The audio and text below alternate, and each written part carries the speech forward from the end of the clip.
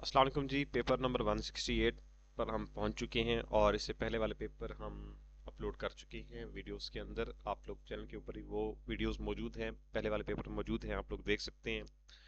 और इम्तियाज़ शाहिद की बुक से हम इम्तियाज़ शाहिद साहब की बुक से हम लोग ये पेपर कर रहे हैं। और पेपर नंबर 168 है 2025 का। 26 वाले हो चुके हैं, 25 पे आ चुके हैं हम। 25 का पेपर नंबर 168 है इम्तियाज़ शाहिद के अकॉर्डिंग। और आगे हम इस तरह से 24 तेईस फिर आगे अप टू सो ऑन 2018 तक के पेपर हम करेंगे। तो पहला क्वेश्चन है जी। अच्छा, आईपीएस की बुक में ये पेपर अगर आप लोग ढूंढना चाहते हैं तो अकाउंटिंग ऑडिटर और स्टोर कीपर का ये पेपर है। और 53 J 2024 इसका केस नंबर है, तो आप लोग देख सकते हैं वहां से। Where is the Statue of Liberty located? तो स्टैचू ऑफ लिबर्टी जो है ये फ्रांस का था और फ्रांस ने गिफ्ट किया था अमेरिका को खैर सगाली के तौर पर।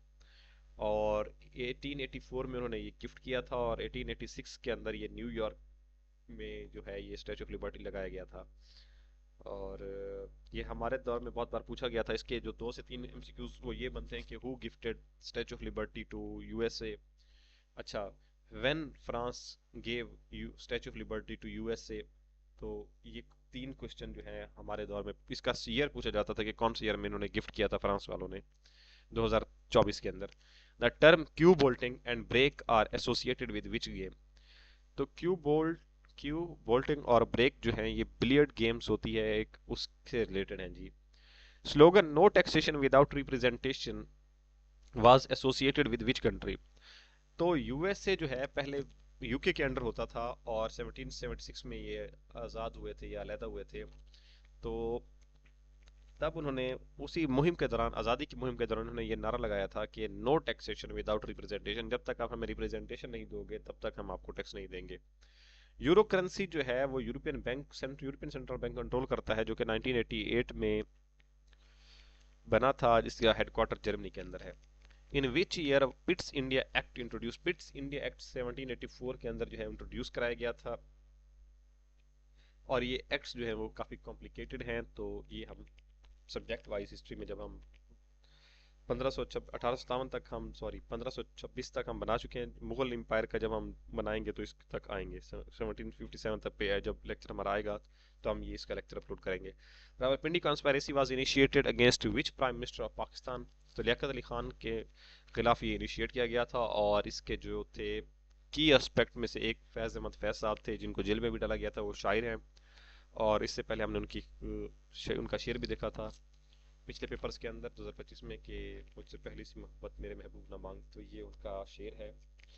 और जिंदानामा उन्होंने लिखा था जब जेल में थे वो।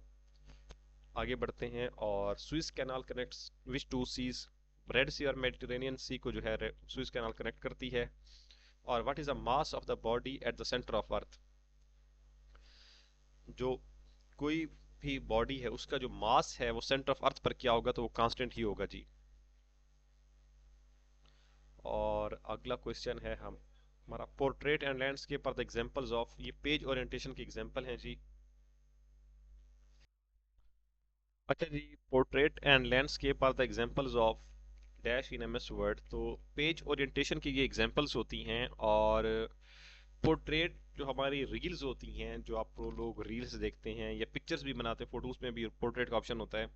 जो रील्स और शॉर्ट्स आप लोग देखते हैं यूट्यूब के ऊपर, फेसबुक के ऊपर, इंस्टाग्राम के ऊपर, तो वो पोर्ट्रेट साइज में होती हैं। और जो आप यूट्यूब वीडियो देख रहे हैं, जैसा कि ये लेक्चर आप लोग मेरा देख रहे हैं, तो ये क्या है? लैंडस्केप में है। तो ये चीज़ें आपको पता होनी चाहिए कि लैंडस्केप मतलब लेटा हुआ और पोर्ट्रेट मतलब सीधा।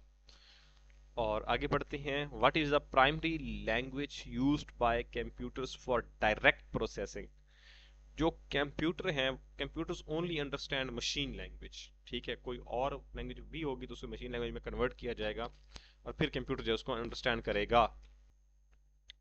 अच्छा जी, पोर्ट्रेट लैंडस्केप के बाद प्राइमरी लैंग्वेज जो है हमारे पास कंप्यूटर के अंदर वो मशीन लैंग्वेज होती है। कंप्यूटर जो इंस्ट्रक्शंस अंडरस्टैंड करता है वो मशीन लैंग्वेज करता है। जिस तरह हम लोग इंसान जो है अपनी मदर टंग के अंदर, जैसा कि अगर मैं सराइकी हूँ तो मुझे सराइकी के अंदर इंस्ट्रक्शन समझ आती हैं।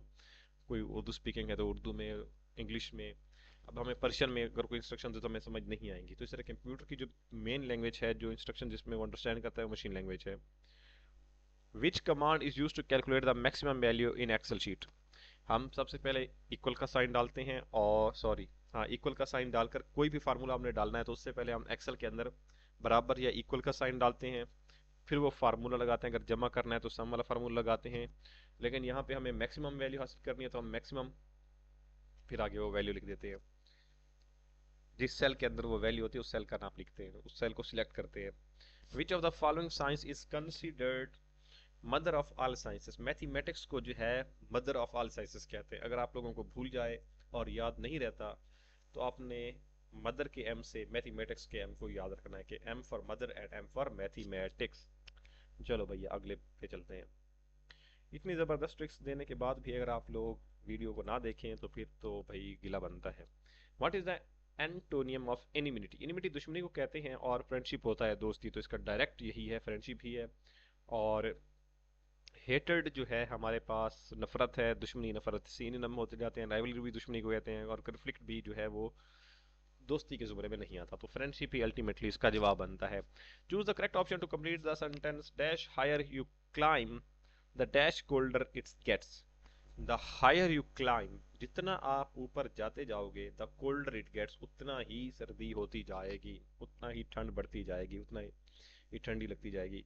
Choose the antonym of anomaly. Anomaly कहते हैं इर्रेगुलर को, ठीक है जी। और एबनॉर्मेलिटी का मतलब होता है कि नॉर्मल ना होना, और हमने एनामोली इरेगुलर का हमने क्या देखना है, सिनोनिम देखना है। तो एबनॉर्मेलिटी भी एनामोली का सिनोनिम ही हो जाता है। इनकंसिस्टेंसी भी इसका सिनोनिम हो जाता है। डेविएशन भी मतलब का उतार चढ़ाव, कमी।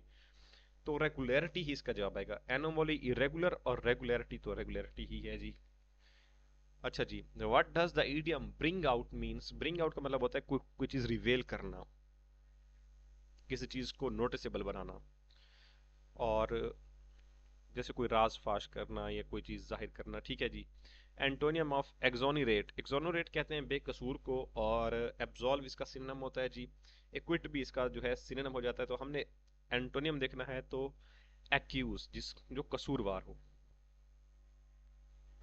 आगे बढ़ते हैं, और चूज द करेक्ट ऑप्शन उसने कहा है जी passivise. Choose the correct passivise from the first sentence.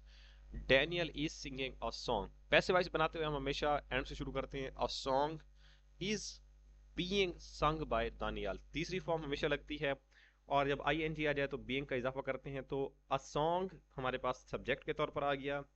Is being क्योंकि आई एन जी है तो बीइंग लगाएंगे। Sorry, a song was, sorry, a song is being sung by Daniyal, तो अ सॉन्ग पहले, फिर is being sung by Daniyal, by Daniyal. तो ये इसका पैसे वाइज बन गया।